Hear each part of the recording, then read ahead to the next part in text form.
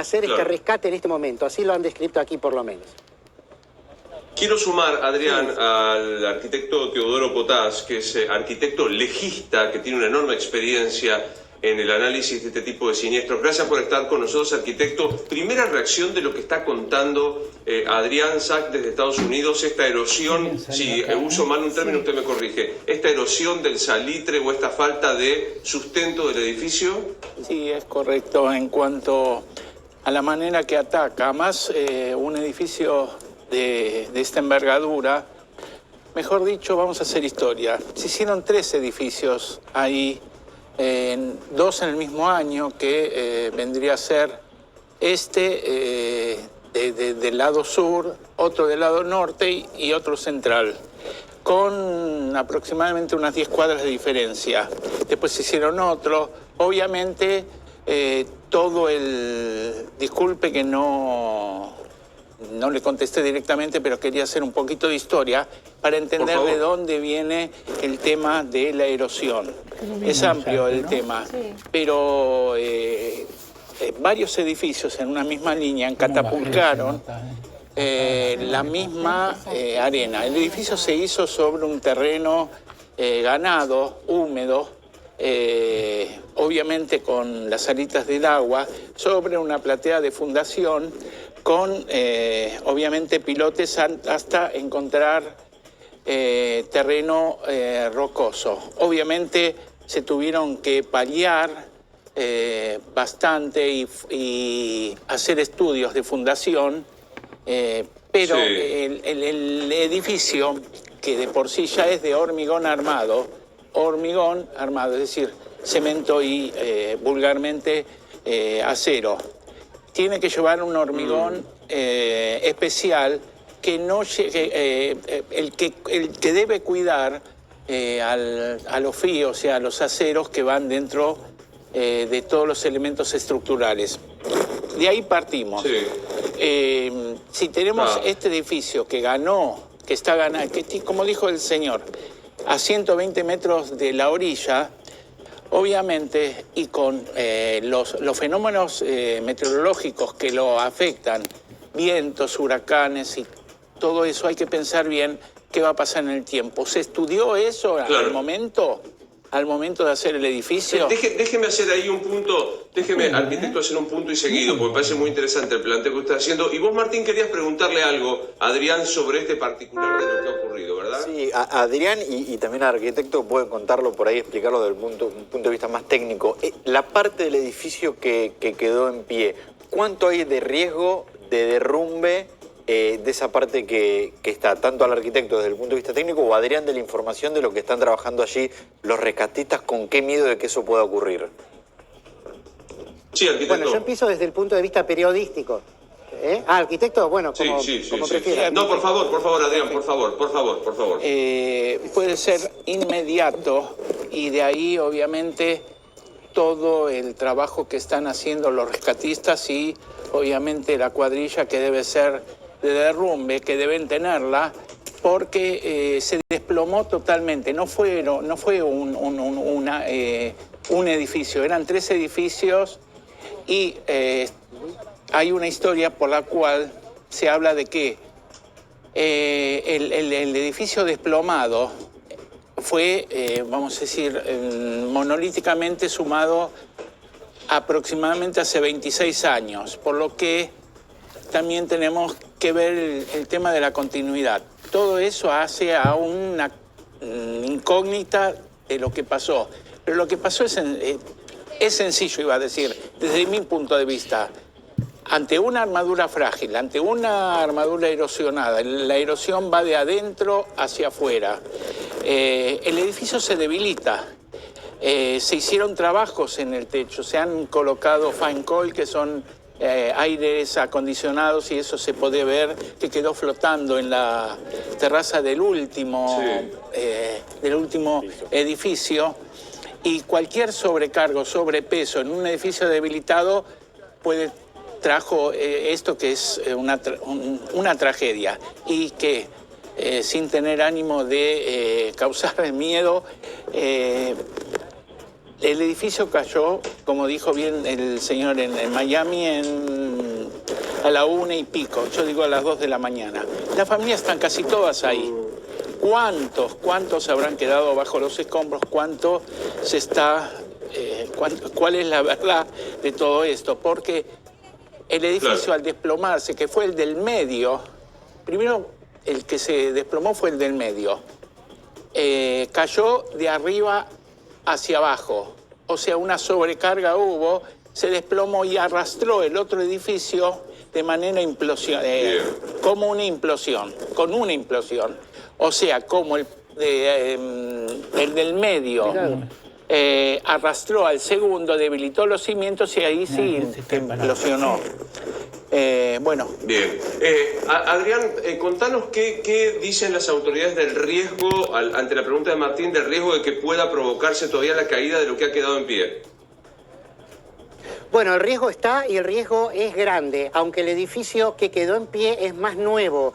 Tiene una construcción hecha con materiales similares, pero fue hecha un par de años después, con lo cual creen que, bueno, el riesgo por supuesto existe, pero no se tiene certeza acerca de si se va a caer o no. Por eso justamente este cuidado meticuloso en las tareas de rescate, para no alterar justamente el soporte que está haciendo la montaña de escombros a la estructura que queda aún. Pero ¿qué importa aquí? Aquí han saltado dos temas recurrentes de los que siempre se hablan aquí en Miami, que después de ver esto preocupó a muchos residentes. Uno es que el nivel del mar crece año tras año, ¿no? Aquí se calcula que crece 1 pulgada, 2.5 centímetros cada 3 años aproximadamente, y hay un pronóstico de varios estudios que hablan que mucho de lo que vemos de Miami para el año 2050, no falta tanto si te pones a contar, estaría ya no bajo el agua, pero sí tocado por el agua. Esto, muchos de los que vienen aquí hace años ven que la playa se ha ido angostando, ¿no? Y no es por marea alta, no, sino de manera constante. Eso realmente es una preocupación que viene aquí, y por esa razón en la parte sur, no aquí en el norte, pero en la parte sur de Miami Beach se están elevando las casas, se están haciendo trabajos carísimos donde pueden elevar los cimientos hasta 15 o 20 centímetros. Justamente eso es para evitar las inundaciones, pero también para disminuir los efectos de la corrosión que hoy justamente salieron a la luz con este caso. Y el otro es el efecto, sería, ¿cómo le podríamos llamar? Desagüe de pileta, ¿no? Hablando de la pileta de cocina, le llaman el sinkhole aquí, que es que con la construcción de muchos edificios justamente se comprima el terreno y haga que se produzca absorción desde abajo, ¿no? Hace el efecto como si fuera un efecto de chupar desde abajo, que hace que el terreno ceda y que se puedan producir estos fenómenos. Dicen muchos que no, que si no hubiese pasado con muchos otros edificios aquí, y esto es más excepcional que la regla, pero están todos alerta justamente por esto que ha pasado, y seguramente van a florecer las inspecciones mucho más estrictas de las que hubo hasta ahora, que las hay, porque esta certificación de 40 años es muy exhaustiva. Adrián, te hago una consulta Rosario. Sí, te hago una consulta sobre los argentinos. Sí. Acá incluso el gobierno no puede acceder a la información. El gobierno de Estados Unidos y la policía está trabajando de manera muy hermética. Apenas pueden saber que hay 9 argentinos desaparecidos por lo que le informan las autoridades al consulado, pero no mucho más allá de eso. ¿Qué es lo que podés saber vos allá sobre los argentinos que estaban, los 9 desaparecidos?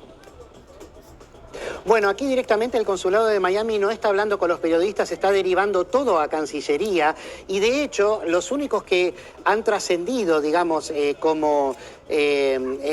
nivel identidad fue la familia de la esposa de la primera dama del Paraguay, después de los de aquí, de Estados Unidos, y el matrimonio con la niñita argentino que se conoció más temprano, del cirujano, no se están revelando identidades, justamente están siendo muy cuidadosos con este tema, porque, bueno, justamente no quieren alarmar a la población, no quieren alarmar a familiares de gente que que pudieron haber estado aquí y que se teme en muchos casos que estén bajo los escombros. Por eso tampoco se están permitiendo hacer imágenes, desde luego, de los rescates, porque, bueno, no quieren asustar más a la gente de lo que ya esta sola imagen la ha asustado, ¿no?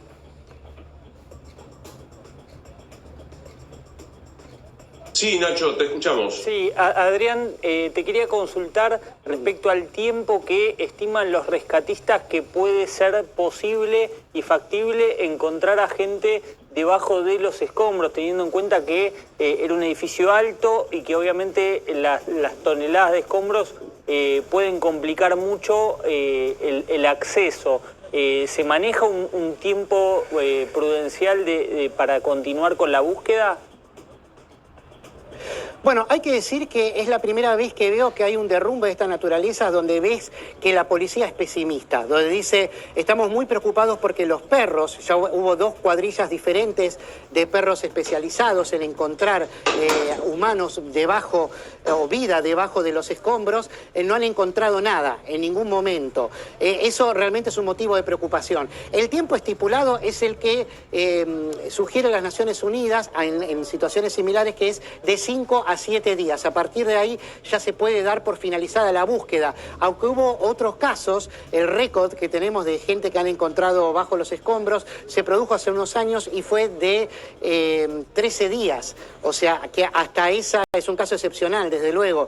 Pero la idea es que se pueda ir más de estos 5 a 7 días. De todas maneras, estas 48 horas iniciales son cruciales, especialmente las 24 horas. Pero sí, como bien lo puntualizaste, es inusual la cantidad de escombros porque se trata de un edificio de 12 pisos. Hay pocos precedentes al respecto, ¿no? De edificios tan grandes, sacando el atentado a las Torres Gemelas, ¿no? Pero de derrumbes naturales aquí en los Estados Unidos, naturales, o llamémosle de causas que no fueron la explosión de una bomba, no fueron provocados, no hay casi antecedentes en los últimos tiempos y eso hace que dificulte justamente las posibilidades de encontrar gente debajo de los escombros. Pero insistimos, serían entre 5 y 7 días, por eso dicen no esperen resultados inmediatos, vamos a ir dándolos, ni bien vayamos encontrando gente, vivos o muertos. De hecho, el número de muertes, recordemos, desde el principio era 1 nada más, después se amplió a 3. Ahora aquí cerca me decían que eran 6, ¿no? Que ya son cuerpos que pudieron encontrar debajo de los escombros. Pero realmente la información viene a cuentagotas y hay un cerco que nos impide acercarnos justamente para facilitar estas tareas de rescate. Arquitecto Potash, esto que está contando periodísticamente Adrián desde el lugar, ¿cómo se condice con la realización de las pericias técnicas? Ahora, ¿cómo se realiza para saber cómo se puede esclarecer lo que ha ocurrido? Partiendo directamente del derrumbe, obviamente hay que pensar que los departamentos de ese edificio eran departamentos muy distinguidos, eran, digo, por los que se derrumbaron, ¿no? Que estaban dentro de entre $700.000 a $1 millón. Iba gente diplomática, gente de renombre, de ahí que creo que es bastante, a mi parecer, va a ser bastante oscuro el tema de dar a conocer los nombres, porque creo que unas pocas personas se dieron a conocer. Bueno, había un actor que obviamente comenta el tema de que salía del sótano, empezó a vibrar todo y bueno, pudo salir del tema. En cuanto a las pericias, cualquier pericia permitiría a forenses y a todo acercarse al tema, pero acá parece que hay un límite entre lo que se puede conocer, es decir, el hábitat de gente muy importante y obviamente el valor de cada uno de los departamentos. Como eso es un islote, Surfside está separado de Miami, es un terreno que está sosteniendo edificación que no lo tenían pensado, por lo que ese islote se sobrecargó. Y cualquier repercusión genera obviamente vibración hacia las otras edificaciones, que son unos cuantos edificios. Le digo, ganando al océano, al mar, con armadura herrumbrada,